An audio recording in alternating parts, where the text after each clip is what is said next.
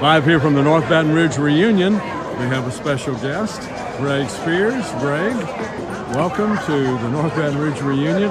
So you're not from Baton Rouge, but you're getting to meet a lot of these folks. What are your impressions? Well, there's lots and lots of wisdom in this room tonight. I enjoyed strolling around and meeting a lot of the older gentlemen that all the way back to the 1940s that were part of the education system here in North Baton Rouge, all the way up to present day and everywhere in between. Now, Greg, you're a former Navy SEAL, Yep. former teacher, and I understand you're thinking about running for the State Board of Elementary and Secondary Education.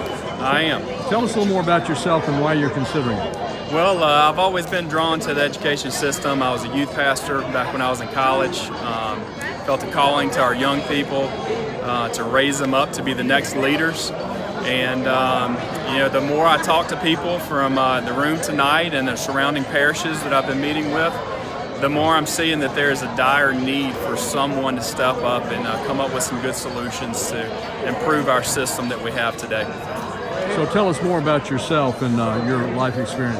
Okay, so I grew up in Amite, Louisiana, graduated in 1995, and went off to the Navy, became a Navy SEAL, and did one tour over in Southern Europe, and met my lovely wife when I came home on leave one Christmas, and fell madly in love, and got married, and she said it's me or the SEAL teams.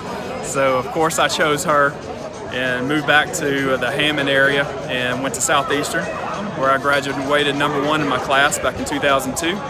And after that, I went into the IT field, working with a lot of state revenue agencies over the last 17 years. And in the middle of there, I did a 2-year service to Ponchatoula High School as a math teacher and football coach. Now, your experience as a Navy SEAL, that certainly has to be a sort of a life-changing, dramatic experience in your life. Tell us what you learned from that experience. Yeah. So becoming a Navy SEAL is a process of coming to the end of oneself and starting to rely on a team. There's no I in team was one of our favorite sayings in the SEAL teams, and it just teaches. They taught us dedication, motivation, teamwork, of course, but always looking out for your buddy and making sure that no one's left behind and everyone's pulling their own weight.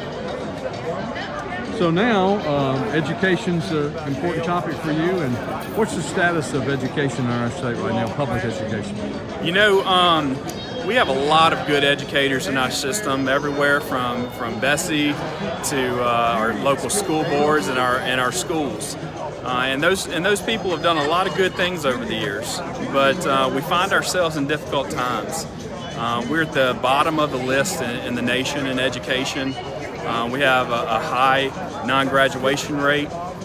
We're leaving a lot of kids behind, and we just need some solutions. There's a lot of people that I've spoken with that have said why we are in the condition that we're in today, but I choose not to focus so much on that other than learning from our past.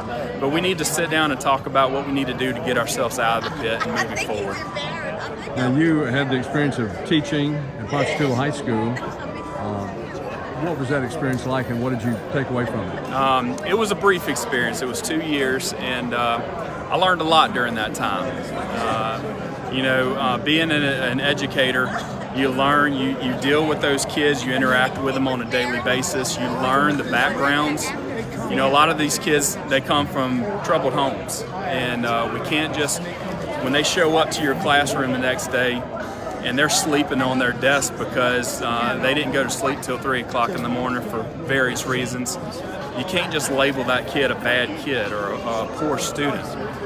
We learned what made them tick, what their hurts were, and it was my job to encourage those kids and be a shoulder for them, be a guide for them, to pick them up and tell them, their world is just getting started. And there's a bright future, and we need more people like that that's going to invest in those kids and not abandon them. What about the testing? We get a lot of complaints from teachers and parents that everything today in every class is all about these standardized tests. Yeah. Is that really what education is about? How do you feel about it? I think that's the state we find ourselves in today, is because of where we are on the education poll. There's a lot of attention about how do we get better? And unfortunately, the powers that be have focused too much on those standards, those tests. And just from my short time there at Ponchatoula, we tested a lot. I mean, it was all year you're practicing for the end of year exams and the standardized testing. I met with someone the other day and they said out of a 45-day period, they actually had instructional time of 9 days.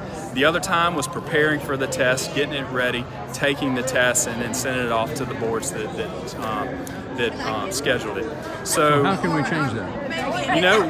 We need to, there's lots of things that we can do, but one thing we need to do is I think invest more power and authority back into our local school boards. Let them, because they are the ones that know these communities, they know the families that these kids are coming from, and they know the solutions that work for them. So we need their input, we need parents' input, we need parents' involvement. And a lot of times that's going to come outside of government. That's going to come from our churches and our community leaders.